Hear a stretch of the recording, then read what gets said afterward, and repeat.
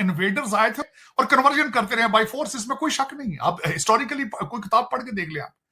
सनातन धर्म का मतलब है एक ऐसा वे ऑफ लाइफ जो कि वक्त की कैद से आजाद हो, हमेशा के लिए हो। हनुमान ज्ञान गुण सागर जय कपीस तेरे लोक उजागर रामदूत अतुलित बलदामा अंजनी पुत्र पवन सुतना। श्रद्धा से आएंगे तो फूल बरसाए जाएंगे। और ये देखिए, ये बच्ची जो है महाराष्ट्र मुंबई से आई हुई है और ये मुस्लिम है, लेकिन सनातन के प्रति बड़ी आस्था है। ये हकीकत है। किया उसने महाभारत को। अच्छा, तो उसके ऊपर बहुत सारी बात नहीं जी, ये तो ऐसी खबर थी, कोई नहीं किया। ये सब कुछ हो रहा है, अपने सिलेबस में भी शामिल कर रहे हैं, क्योंकि अब उनको ये पता चल गया है कि जो हिस्ट्री है वो यही है। Committed to their cause, they are committed to the religion, they are committed to India. इससे सीखना होगा आपको। मैं हमेशा यही कहता हूं, हमारे सुनने वाले सबसे बड़ा मुझसे यही कहते हैं कि पता नहीं शायद ये इंडिया भगत है, ये क्या इंडिया गीत। और मैं ये कहता हूं सिख लो ना को सीखण होता जते। और कुवैत अपने स्कूल में बच्चों को सोशल स्टडीज में उसको देने वाला है कि बच्चे उसको पढ़ेंगे और सनातन धर्म के योद्धाओं की तरह वो एम्पावर होंगे। महाभारत है, रामायण है, इनको आप देखें तो आपको पता चलेगा कि इन किताबों में जो इटर्नल वैल्यूज हैं। न्यू जर्सी के अंदर बहुत बड़ा मंदिर बन रहा है इस वक्त, अमेरिका का सबसे बड़ा मंदिर। अबू धाबी में जिसकी हम अभी बात कर रहे थे कि वहां पे मंदिर सबसे बड़ा बन रहा है। आप उसकी मिसाल देख रहे हैं, उसके पीछे क्या है। जय हिंद दोस्तों, स्वागत है आपका आपके चैनल जय भारत में। जैसा कि आप देख रहे हैं कि एक पाकिस्तानी लड़की महाकुंभ मेला में पहुंच चुकी है और वो चाह रही है कि हमें यहीं का निवास मिल जाए ताकि हम यहीं पे हमेशा के लिए सेटल हो जाएं। और उसने महाकुंभ मेले में जय श्री राम के बहुत ही भव्य तरीके से नारे लगाए हुए हैं और हनुमान चालीसा का भी पाठ किया। आप लोग देखिए और अपनी राय कमेंट सेक्शन में देखना ना भूलें, तथा ऐसे ही Pakistani reaction, Pakistani girls reaction तथा इंडियन न्यूज़ के लिए हमारे चैनल को सब्सक्राइब जरूर करें। जय हिंद, जय भारत। जहाँ पर साधु संत और तरह तरह के श्रद्धालु पहुंचे हैं, वहां पर पुष्प वर्षा, अगर आप अच्छे मन से जाते हैं, अच्छे शुद्ध होके जाते हैं, तो वहां पर पुष्प वर्षा के साथ में आपका स्वागत किया जाता है, जैसा कि आपने वीडियो क्लिप में भी देखा।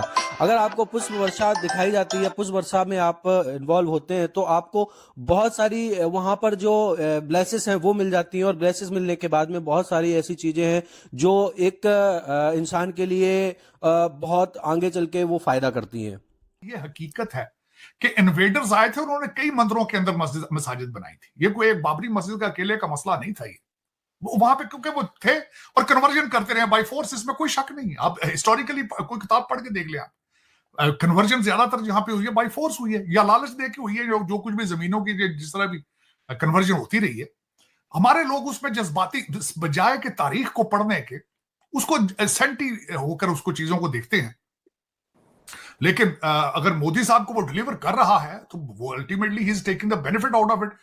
That can be a religious move, that can be a political move as well. लेकिन जिस तरह उन्होंने अब मैं जिस तरह उनको देखता हूं कि the way they are playing their foreign policy strongly, wisely, the way they are economic policies में स्ट्रेटेजिक ऑटोनॉमी उनकी, जिस तरीके से मैं देखता हूं मुसलसल उस चीज को, जिस तरीके से वो ग्लोबल साउथ को लेकर चल रहे हैं, जिस तरीके से वो एक असला प्रोड्यूस करने के वो सिलसिले में है, जिस तरीके से वो लिथियम को एक्वायर कर रहे हैं, जिस तरीके से वो पेट्रोलियम अपनी सेफ्टी चाहते हैं, इन्फ्लेशन ना आए, जिस तरीके से अपने वो सी रूट्स को प्रोटेक्ट कर रहे हैं, तो they are achieving the target of being a super power.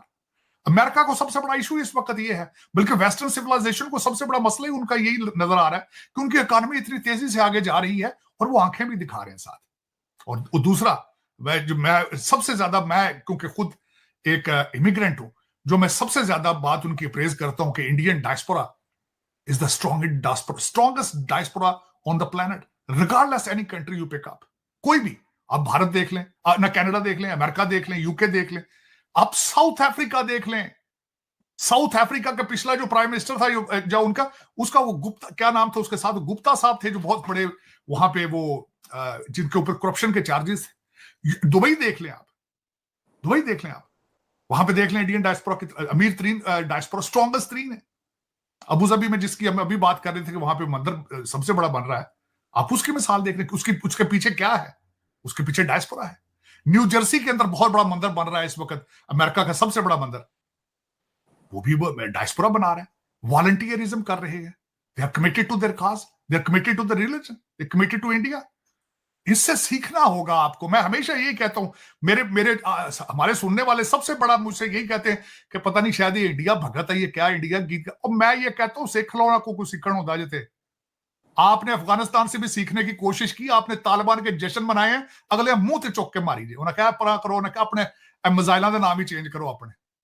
तो लेकिन ये कि आप सीखें कुछ उनसे, आप एक ऐसा मतलब है एक ऐसा वे ऑफ लाइफ जो कि वक्त की कैद से आज़ाद हो, हमेशा के लिए हो।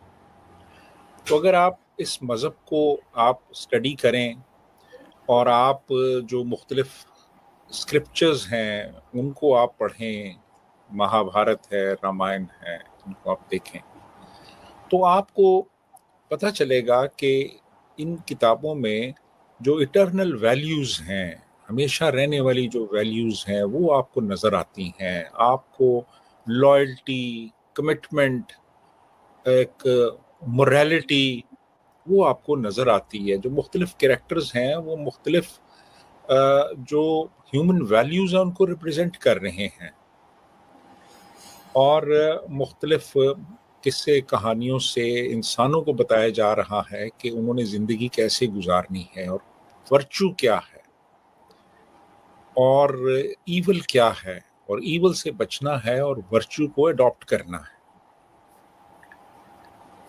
यानी आप समझ लें कि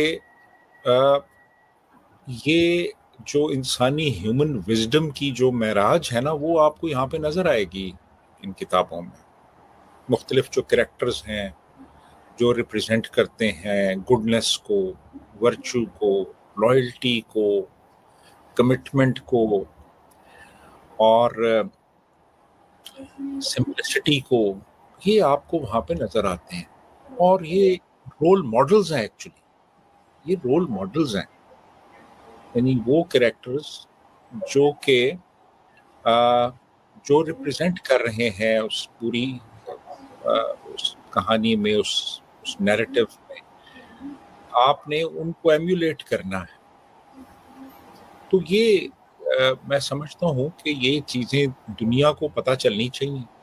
जो इंडियन विजडम है, जो कि सदियों और हज़ारों सालों पे मुहित है, वो दुनिया तक पहुँचना चाहिए। और अब ये बड़ी बात है कि अरबिक में वो ट्रांसलेशंस हुई हैं महाभारत की, रामायण की, अरब उनको पढ़ेंगे, उनसे वो इस्तिफादा करेंगे, देखेंगे। तो ये एक बहुत बड़ी, मैं समझता हूँ एक माइलस्टोन है ये। तो आई होप आपने वीडियो में एंजॉय किया होगा। ऐसे ही वीडियो देखने के लिए हमारे चैनल को सब्सक्राइब करें तथा जुड़ जाइए जय भारत के साथ।